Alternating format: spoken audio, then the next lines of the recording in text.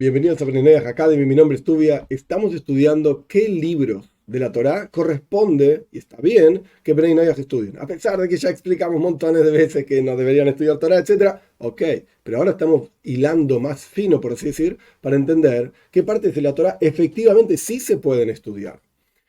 Una de las cuestiones ampliamente difundidas por todos lados es el concepto de explicaciones de la parashá. ¿Qué significa esta palabra en hebreo? Parashá. La traducción literal de parashá es sección, párrafo.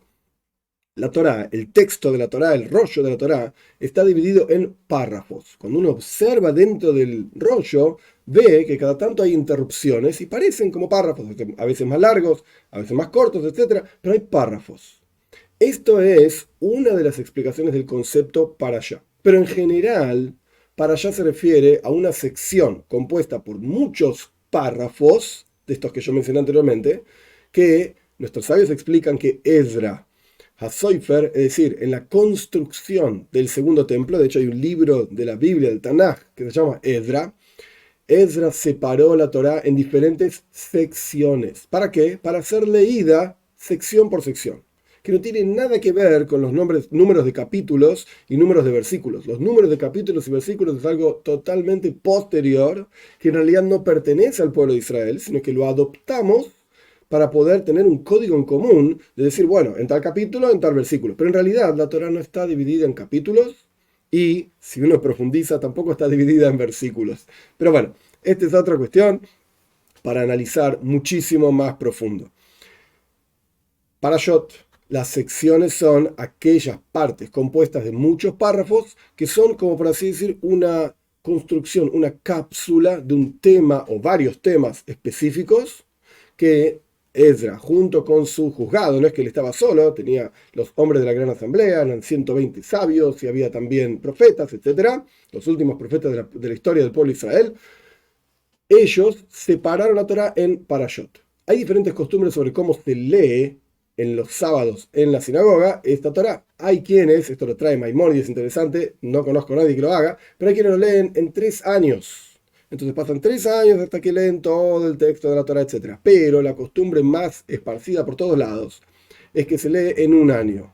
Entonces se lee, son 54 semanas, se lee cada semana una de las 53 parashot, secciones, cápsulas, como expliqué, de la Torá.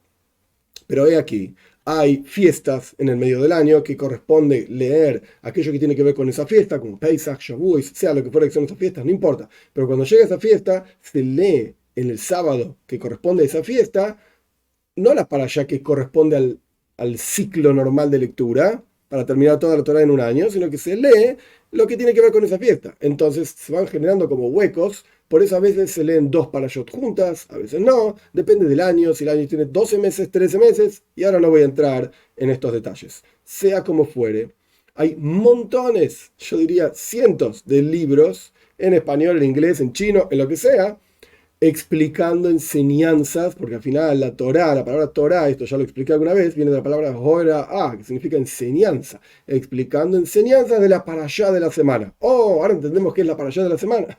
Significa la sección de la Torá, esta capsulita creada por Ezra y su juzgado, que se va leyendo semana tras semana en la sinagoga.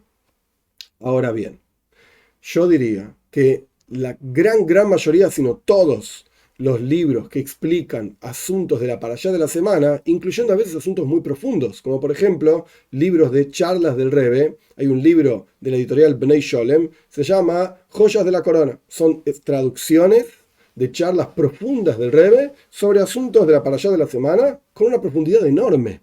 Ahora bien, todos estos libros, yo me animaría a decir que todos, está bien que Bnei Noach los estudie. No hay ningún problema. El Rebbe enseña, hizo un libro de Quejos, las joyas de la corona, como dije anteriormente. Hay uno que se llama Likutei Sijot, directamente, son las charlas de Rebbe también traducidas. No hay ningún problema con estudiar estos libros. Ahora bien, una salvedad, que esto ya lo mencioné, pero sí, ahora estoy hablando de esto, corresponde mencionarlo una vez más.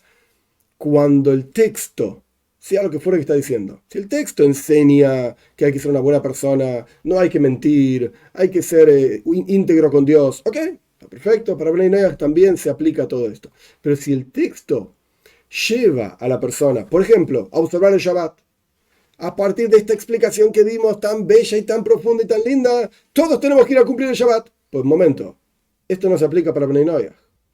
Si la enseñanza lleva a la persona, vamos a colocarnos tefilín. ¡Oh, qué ducha la santidad que tiene los tefilines, tan grande y tan linda! A partir de esta explicación que leímos de tal parsha, vamos a poner tefilín. No. Esto no se aplica para Bnei Noach. Entonces, a pesar de que todos esos libros corresponde leerlos, está bien, y uno puede profundizar en lo que dice la Torá y las enseñanzas, las enseñanzas de la Torá, pero hay que saber distinguir, tener suficiente discernimiento para poder distinguir entre qué asuntos realmente se aplican a Bnei Noach y qué asuntos no. Y por supuesto, se puede preguntar. Esta es la forma más sencilla y este es el sistema que Dios mismo establece para el pueblo de Israel. Cuando una persona tiene una duda, le pregunta a un rabino y le dice, ¿esto se aplica a mí o no se aplica a mí? Estudié esto, leí esto, vi aquello, ¿se aplica o no se aplica? ¿Se debe hacer o no se debe hacer? Así que, en resumen, yo diría, todos los libros que explican cuestiones de la parashá con mayor profundidad o con menor profundidad, está bien que Bnei Noach los estudien.